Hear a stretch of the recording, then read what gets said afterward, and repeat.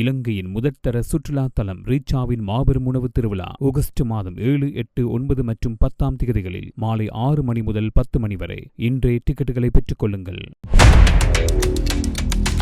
வணக்கம். உலக அரசியலின் கவனத்தை மீண்டும் தன்னிடம் திருப்பியிருக்கின்ற ஒரு முக்கியமான நிகழ்வை பற்றித்தான் இன்று நாம் விரிவாக பார்க்க போகின்றோம். கடந்த 4 ஆண்டுகளுக்கு மேலாக உலகை அதிர வைத்து வரும் உக்ரைன் ரஷ்யா போர் தற்போது புதிய கட்டத்தை எட்டியிருக்கிறதாக பல சர்வதேச ஆய்வாளர்கள் கருதுகிறார்கள். சமீபத்திய நாட்களில் நடைபெற்ற தாக்குதல் இந்த போர் இன்னும் முடிவுக்கு வரவில்லை என்பதையும், மாறாக அது மேலும் ஆபத்தான நிலையை நோக்கி நகர்ந்து கொண்டிருக்கின்றது என்பதையும் வெளிப்படுத்துகின்றன. குறிப்பாக உக்ரைனின் வடகிழக்கு பகுதியில் அமைந்திருக்கின்ற கார்கிவ் மாகாணத்தில் நடைபெற்ற தாக்குதல்கள் உலகம் முழுவதும் பெரும் அதிர்ச்சியை ஏற்படுத்தின. அதிகாலை நேரம் மக்கள் அனைவரும் தங்களது வீடுகளில் அமைதியாக உறங்கிக் கொண்டிருந்த தருணம், அந்த அமைதியை சிதறடிக்கும் வகையில் ஏவுகணைகள் வானத்தை கிழித்து கொண்டு சூயிவ் நகரை நோக்கி பாய்ந்தன. சில நொடிகளில் பல கட்டிடங்கள் குலுங்கின, கண்ணாடி ஜன்னல்கள் சிதறின, வீடுகள் அதிர்ந்தன. குழந்தைகளின் அழுகை சத்தம், உதவிக்கான அலறல்கள், தீப்பற்றிய கட்டிடங்களின் சத்தம் ஆகியவை அந்த பகுதியை முழுவதுமாக ஆக்கிரமித்தன. இந்த தாக்குதலில் கர்ப்பிணி பெண் ஒருவர் உயிரிழந்த செய்தி உலக மக்களை மிகவும் வேதனையடைய செய்தது. ஒரு புதிய உயிரை உலகிற்கு கொண்டுவர தயாராக இருந்த ஒரு தாய் போரின் கொடூரத்தால் தனது உயிரை இழந்திருக்கிறார். அவருடன் மேலும் 2 உயிரிழந்திருக்கிறார்கள். 6 பேர் காயமடைந்தார்கள். போர் என்பது வெறும் எல்லை தகராறு மட்டுமல்ல என்பதை இந்த சம்பவம் மீண்டும் நிரூபிக்கின்றது. ஒவ்வொரு ஏவுகணையும், ஒவ்வொரு குண்டும், ஒவ்வொரு தாக்குதலும் சாதாரண மக்களின் வாழ்க்கையை சிதைத்து கொண்டே செல்கின்றன. தாக்குதல் நடந்த சில மணி நேரங்களிலேயே மீட்பு குழுக்கள் சம்பவ இடத்துக்கு விரைந்தன.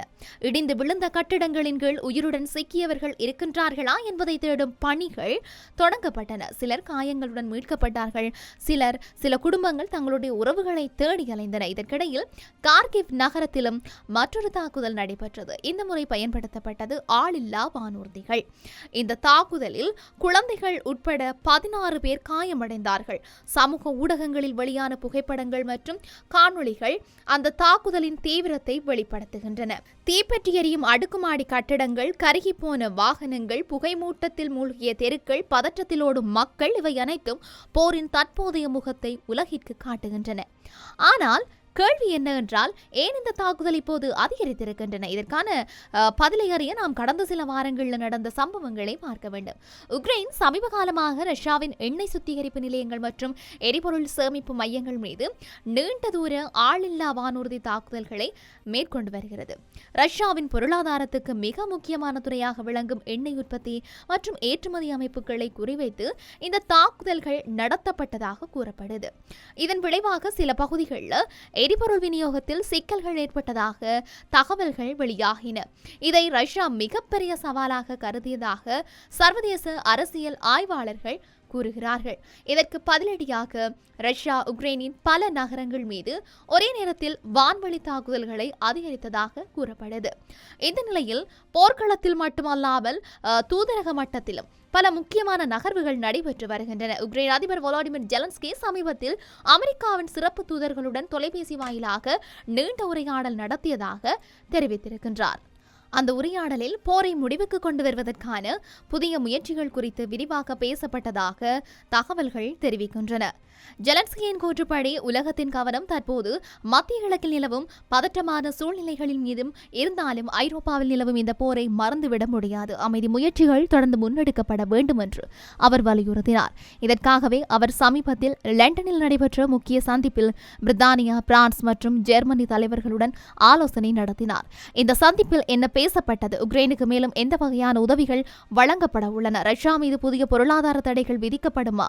நேட்டோ கூட்டமைப்பின் அடுத்த கட்ட நடவடிக்கை என்ன? உலக அரசியலில் அடுத்த திருப்பம் எப்படி இருக்கும்? இந்த கேள்விகளுக்கான பதில்களை அடுத்த பகுதிகளில் விரிவாக பார்க்கலாம். தொடர்ந்து மத்திய கிழக்கில் பதற்றம் நாளுக்கு நாள் அதிகரித்து வரும் நிலையில் உலக நாடுகளின் கவனத்தை மீண்டும் ஈர்த்திருக்கின்ற ஒரு முக்கியமான சம்பவம் தற்போது சர்வதேச அரங்கில் பெரும் அதிர்வலைகளை ஏற்படுத்தியிருக்கிறது. அமெரிக்க ஜனாதிபதி டொனால்ட் ட்ரம்ப் லெபனான் மீதான தாக்குதல்களை உடனடியாக நிறுத்துமாறு இஸ்ரேலுக்கு எச்சரிக்கை விடுத்திருந்த நிலையிலும் இஸ்ரேல் ராணுவம் லெபனானின் முக்கிய கடலோர நகரமான டயர் மீது நடத்திய வான்வழி தாக்குதலில் பல பொதுமக்கள் உயிரிழந்ததாக தகவல்கள் வெளியாகின.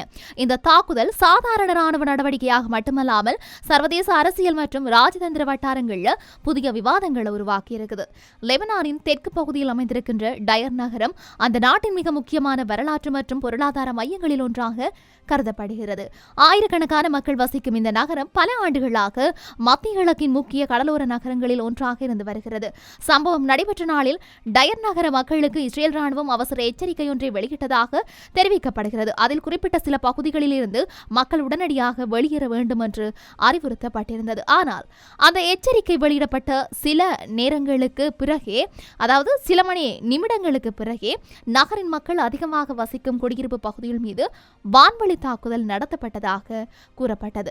சாட்சியங்களின் கூற்றுப்படி முதலில் வானில் பல போர் விமானங்கள் சுற்றி வந்ததாகவும் பின்னர் மிக குறுகிய நேர இடைவெளியில் பல சக்தி வாய்ந்த குண்டுகள் வீசப்பட்டதாகவும் தெரிவிக்கப்படுகிறது. குண்டுகள் விழுந்தவுடன் பல கட்டிடங்கள் இடிந்து விழுந்தன. சில கட்டிடங்கள் முழுமையாக தரைமட்டமான. தெருக்கள் முழுவதும் புகைமூட்டம் சூழ்ந்தது. மக்கள் அச்சத்துடன் பாதுகாப்பான இடங்களை நோக்கி ஓடினர். மீட்பு குழுவினர் சம்பவ இடத்திற்கு விரைந்து சென்றபோது இடிபாடுகளுக்குள் சிக்கியிருந்தவர்களை மீட்கும் பணிகள் தொடங்கப்பட்டன. லெபனான் சிவில் பாதுகாப்பு படையின் ஆரம்ப கட்ட தகவலின்படி குறைந்தது 8 பேர் சம்பவ இடத்திலேயே உயிரிழந்தனர். மேலும் பலர் படுகாயமடைந்தனர். காயமடைந்தவர்களில் பெண்கள், முதியவர்கள் மற்றும் குழந்தைகளும் உள்ளாவதாக தெரிவிக்கப்படுகிறது. இந்த தாக்குதலுக்கு பிறகு சமூக ஊடகங்களில் வெளியான காணொளிகள் மற்றும் புகைப்படங்கள் உலகம் முழுவதும் பெரும் அதிர்ச்சியை ஏற்படுத்தின. சில காணொளிகள் மக்கள் தங்களுடைய உறவுகளை தேடி அலரும் காட்சிகள் இடம்பெற்றிருக்கின்றன. மற்ற சில காட்சிகளில் இடிபாடுகளுக்குள் சிக்கி இருக்கிறவர்களை மீட்பு குழுவினர் கைகளால் தோண்டி மீட்க முயற்சிக்கும் காட்சிகளும் காணப்படுகின்றன. இந்த சம்பவம் தனித்தனியாக நிகழ்ந்த ஒன்றல்ல. கடந்த சில நாட்களாக லெபனானின் பல பகுதிகள் தொடர்ந்து தாக்குதல்களுக்கு உள்ளாகி வருகின்றன.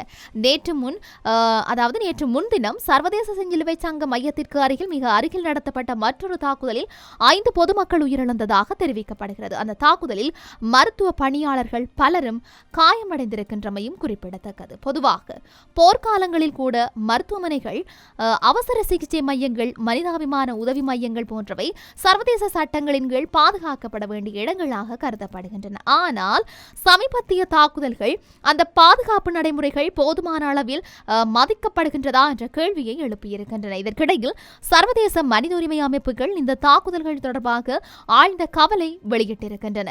பொதுமக்கள் வசிக்கும் பகுதிகளில் தொடர்ச்சியாக நடைபெறும் தாக்குதல்கள் மனிதாபிமான நெருக்கடியை மேலும் மோசமாக்கும் என்று பல அமைப்புகள் எச்சரித்திருக்கின்றன. லெபனானில் ஏற்கனவே பொருளாதார நெருக்கடி, அரசியல் நிலைகுலைவு மற்றும் அகதி பிரச்சினைகள் நிலவி வரும் சூழ்நிலையில் இந்த புதிய தாக்குதல்கள் மக்களின் வாழ்க்கையை மேலும் கடினமாக்கி இருக்கின்றன. ஆயிரக்கணக்கான குடும்பங்கள் தங்களுடைய வீடுகளை விட்டு வெளியேற வேண்டிய சூழ்நிலைக்கு தள்ளப்பட்டிருக்கிறதாக தகவல்கள் தெரிவிக்கின்றன. சிலர் பள்ளிகள் மற்றும் தற்காலிக முகாம்களில் தஞ்சமடைந்திருக்கின்றார்கள். லெபனானில் மனிதாபிமான நெருக்கடி மேலும் மோசமடையுமா? ஈரானுடன் பேசப்படும் அமைதி ஒப்பந்தம் உண்மையில் கையெழுத்தாகுமா அல்லது மத்திய கிழக்கு இன்னும் பெரிய மோதலை நோக்கி நகருமா? இந்த கேள்விகளுக்கான பதில்களே அடுத்த சில நாட்களில் உலக அரசியலின் திசையை தீர்மானிக்கப் போகின்றன.